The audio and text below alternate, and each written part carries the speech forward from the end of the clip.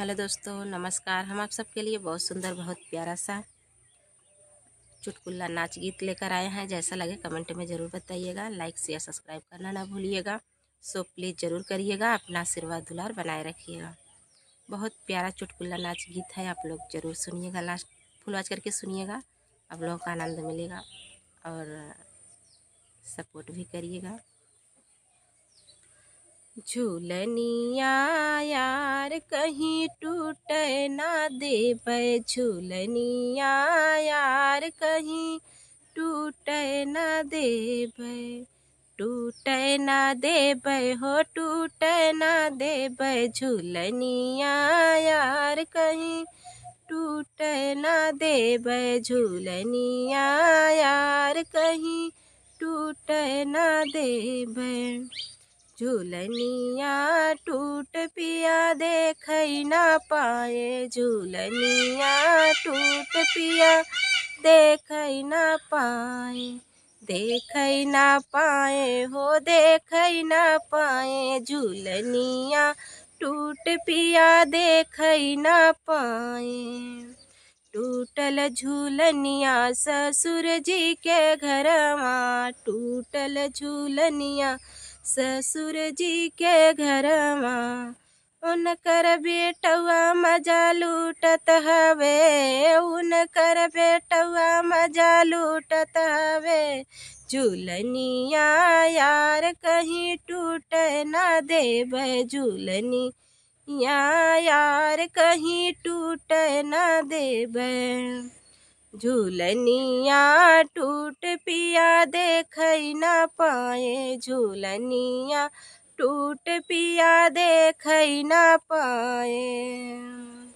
पहली बार जब टूटल झूलनिया, पहली बार जब टूटल झूलनिया, सैया हमार आँख मूंदे रहे न, सैया हमार आँख मूंदे रहे, झूलनिया टूट पिया देखै ना पाए, झूलनिया टूट पिया देखै ना पाए।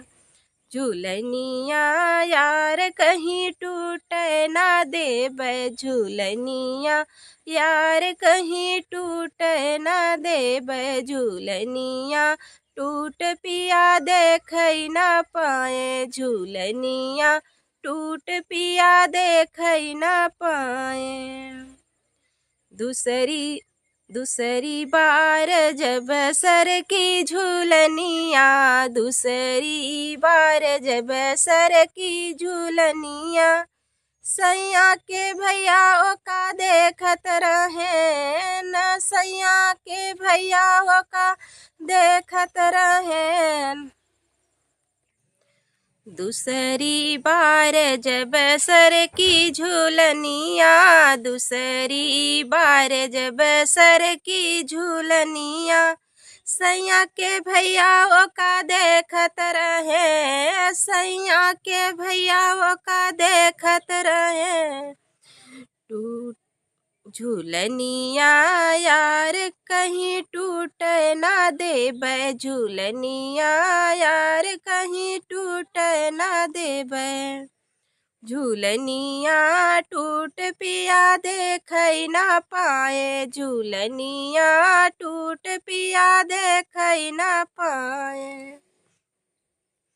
तीसरी बार जब भाग्यस झूलनिया, तीसरी बार जब भाग्यस झूलनिया, ससुर जी झूलनिया पकड़ लिहले, ससुर जी झूलनिया पकड़ लिया ले, झूलनिया टूट पिया देखै ना पाए, झूलनिया टूट पिया देखै ना पाए, देखै ना पाए हो, देखै ना पाए, झूलनिया टूट पिया देखै ना पाए। झूलनिया यार कहीं टूट ना देबै, झूलनिया यार कहीं टूट ना देबै।